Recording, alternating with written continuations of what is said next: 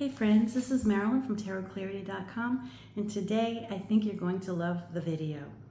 I received a package, the first one since my self-imposed moratorium. I haven't bought any tarot decks since I bought this house about 9 months ago because times are a little lean. But I splurged and I bought this deck and another deck. And they'll probably be it for a little while, but I hope you enjoyed it, and I hope you appreciate the choice I made. Now, this deck is one of Sullivan Hismans' decks that that was a recently published deck. And in fact, I think I got in on it pretty early, so I'm one of the first orders for it. And it's the Chosson. Now, if you recall, I've discussed this in other videos, that Chosson, according to some historians, believe that the Chosson is dated. For example, in Isra Node's deck, which I'll compare it to in a future video. It states the date of the deck as in the 1700s. And Sullivan Hismans, among others, it's hard to ignore the stamp on the number 2 card, number 2 of coins, saying 1672. So there's been, I think, reasonable understanding that the Chosson was printed as early as 1672 and continued to use the same plates for almost maybe 100 years. I'm not sure. I forget offhand what the date of the Isra Node is, maybe 1736 or 1750 or something like that. Don't quote me on the exact date of the latter date. So it's kind of cool to consider that the Chosson was indeed printed as early as 1672. Now, as is the case with Sullivan Hismans, we always get a few cards. Here's the Chosson identification card, 1672. A Tarot Sheet Revival card with, I guess, a few of the Budapest Tarot, which I already have. And as always with Sullivan Hismans decks, it's beautifully packaged in a way that is in keeping with how we might have expected to see it. Now, before I open this package and show you the cards, I do want to touch base on my previous video, which was my missing object. I did a demonstration reading because I was missing an object. I found it. Now, the thing about whenever I've used tarot to find missing objects, and I've used it now 3 times for the purpose of finding missing objects, the objects that I was missing, I searched for at least a month, each one. And every time I've done a video, every time I've done a tarot reading to find it, I find it within hours of having done the reading. Now, this last one, after I did the reading, I searched for another 1 or 2 hours, and then I gave up. I was like, I give up. But before I went to bed, I had to give it one last shot. And I found the ring.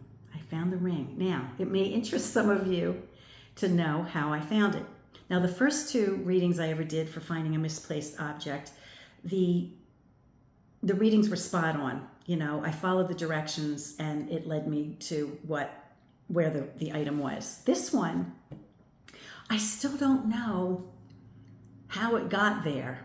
Now, if you recall, if you saw my previous reading, it threw my grandbaby under the bus. The reading threw my grandbaby under the bus and said, yeah, my understanding of how I interpreted the cards was that she had a hand in it. And she may have, I don't know. but I'm not convinced that she did, because there's no, it wasn't with her usual little pile of bounties. Now, the last place I remember having my ring was on my vanity, which was with the wedding ring. Remember, I take my rings off as a pair. So I took the rings off together and put them on top of my vanity. Now my vanity table is, I'm guessing, right eye level for a 3-year-old. And I found it in a pouch, which is one of the clues in the reading. Was I saw the string, right? And I said, it's got to be in one of her little pouches. And I hadn't looked in pouches before because I was like looking under the bed, I was looking in drawers, but I wasn't looking in her pouches. And so after the reading, I went around the house looking for all her little pouch treasures and all her little containers that contain all her little treasures that are all over the place. And I looked in the vanity drawer, which I had looked in 4,000 times. You know, I kept looking in the same drawers because I knew I had it on my vanity. But every time I looked in that vanity for over a month, I never found it. But I never looked inside this pouch, because when I lifted the pouch, it appeared to be empty. Because what I didn't realize, I thought it was an empty pouch because the ring has no weight, you know. But what I didn't realize, now after the reading, I was prompted to look in all her pouches. So then I just looked in any pouch in the house. Any pouch there was, I looked in it. But what I didn't realize, in this particular pouch, and I guess you can't see it, there's like a false pocket. And it got slipped into a pocket where when you look inside the pouch, you can't see. And that's what happened. So when I picked this up upside down and shook it, the ring fell out. So there it is. So did the baby have anything to do with it? I don't know. But I followed the directions in the card saying, look in collections, look in pouches, you know. And I suspected it had something to do with her because she collects things and puts them in pouches. Now, the other aspect of the reading, which I can't figure out, had the Emperor. And it made me think that perhaps it was in my husband's side of the bedroom, but it wasn't.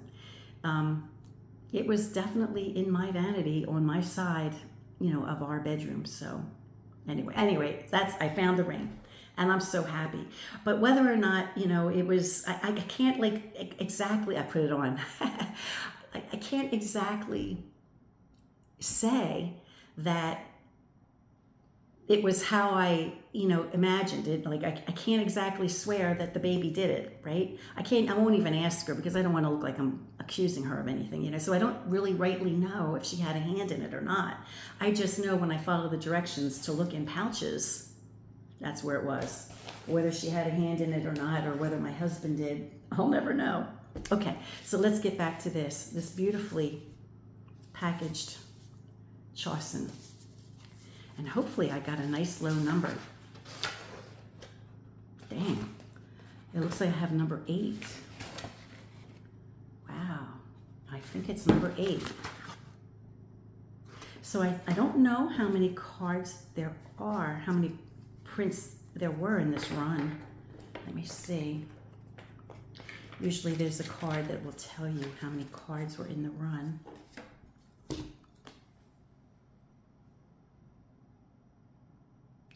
Limited edition of 400. Wow, so I got number 8. Not bad.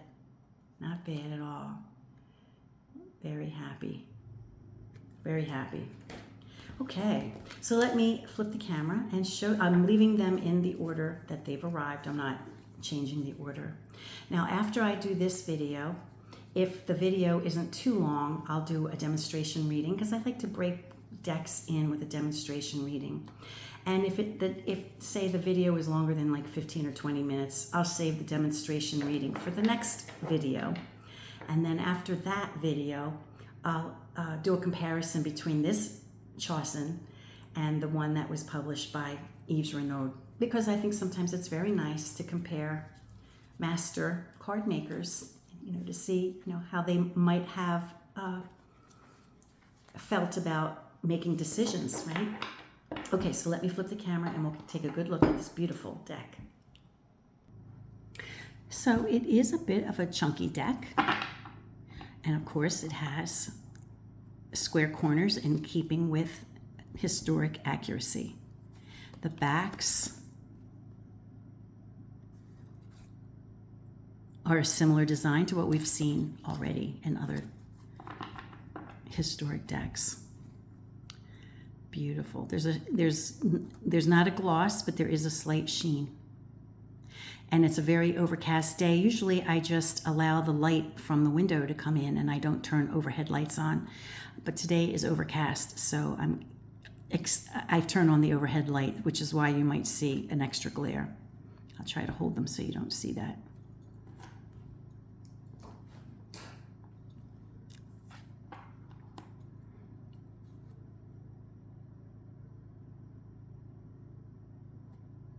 So clearly we see the 1672 on the Two of Coins.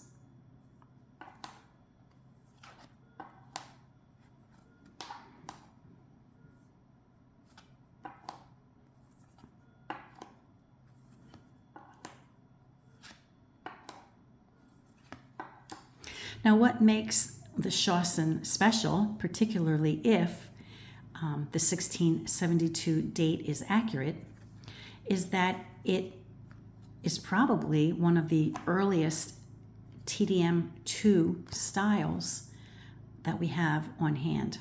It doesn't mean it is the earliest one, it's just one of the earliest that we have the privilege of having access to.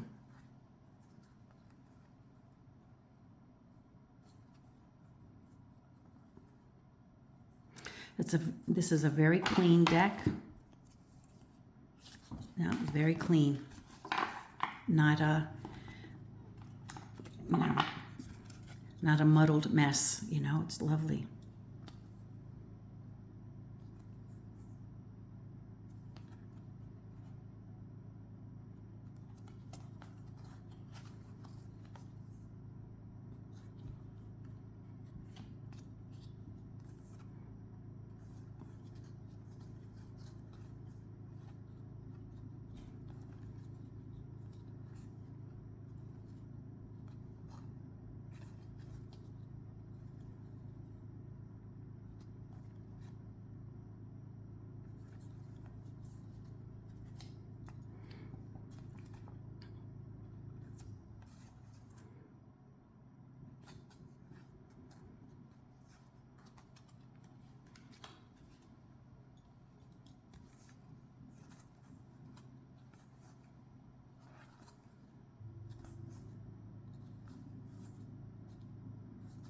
Interesting that the earlier swords are pointed up, the earlier uneven, right? The swords are pointed up, and then when we get to the 7, it's pointed down, as is the 9, as are the 10 swords.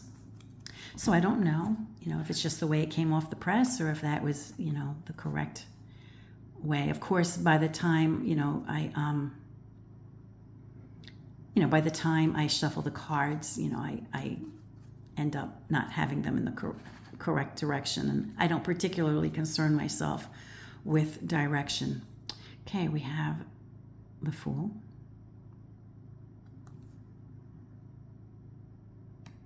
Bachelor. Papes. Imperatrice. Emperor.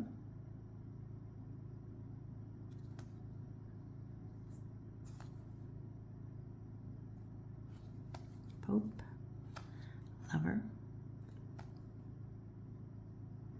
Chariot with GS.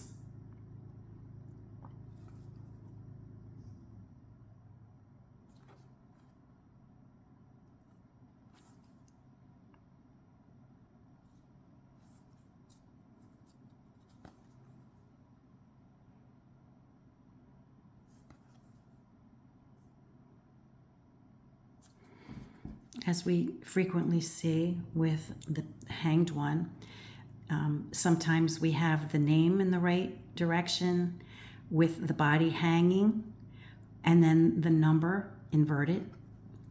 Right? Sometimes, there's a variety of ways that the hanged man will come to us. In this case, the numbers are inverted.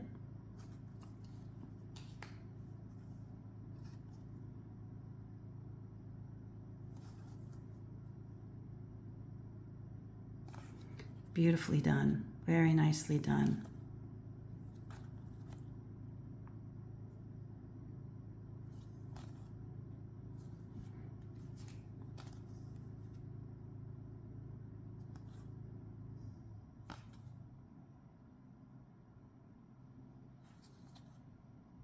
Oh, very nice. Very, very nice. Okay, so we're at about 15 or 16 minutes. I'm going to go off camera. I'm going to mix the cards. I'm going to come up with a demonstration idea, and then we'll do a reading. And I have thought of a reading to do as a demonstration reading, and I'll just keep it at 3 cards because I'll save a longer spread for another time. But, I'm about to have my 3rd grandchild. My son and his wife are expecting, and the baby will be due in early October. And I'm going to be babysitting him. Yay.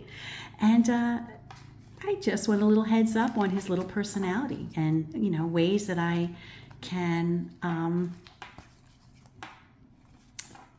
interact with him to the best advantage, I just want a couple little personality traits, clues on his little personality traits. And I'm only going to do 3 cards and maybe a quintessential because this is just, for an infant who hasn't even been born yet. And so he has a lifetime to develop and change his personality. But these 3 cards will just give me an indicator of traits that I might look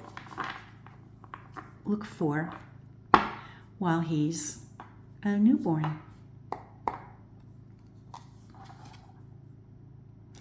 3 of Cups, loving. Oh, and you know what? I meant to mention this when we saw the Chariot, I think it was GS.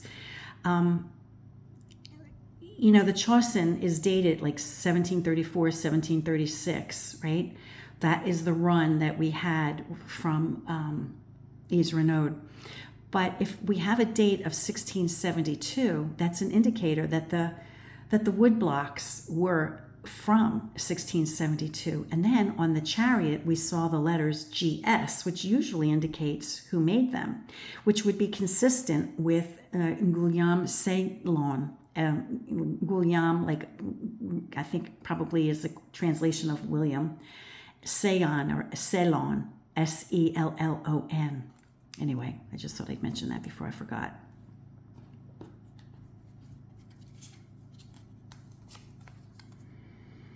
Oh, so we have a 2 flanked by a pair of 3s. So it seems as though he's probably he'll be a very inquisitive little boy, right? The 3 is about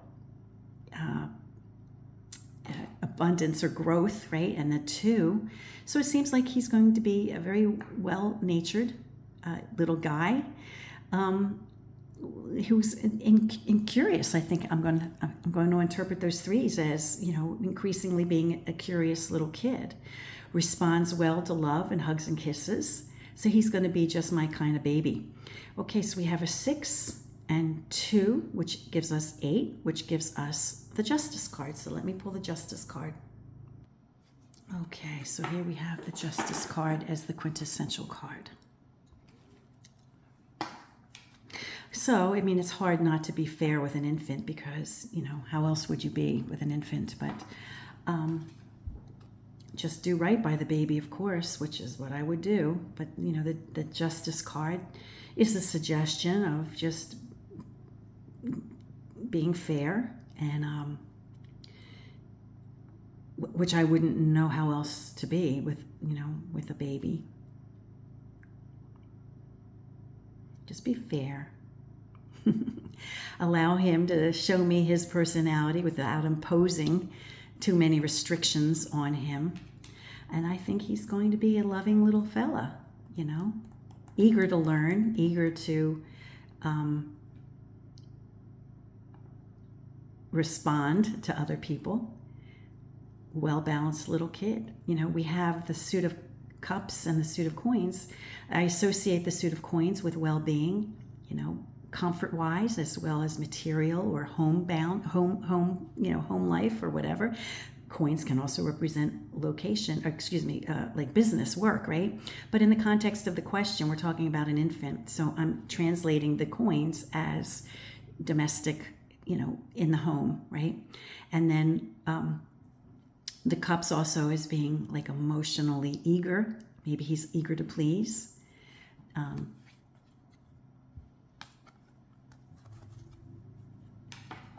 But I definitely see a well-natured little fella, and I can't wait to meet him. I can't wait to meet him. Okay, so my next my next video in probably about 2 days will be a comparison. Let me flip the camera. Will be a comparison between this deck by Tarot Sheet Revival and Sullivan Hismans with, you know, the publication of Ezra Node's Chosson deck. And thank you for being here. Until next time, friends. Peace and stay well.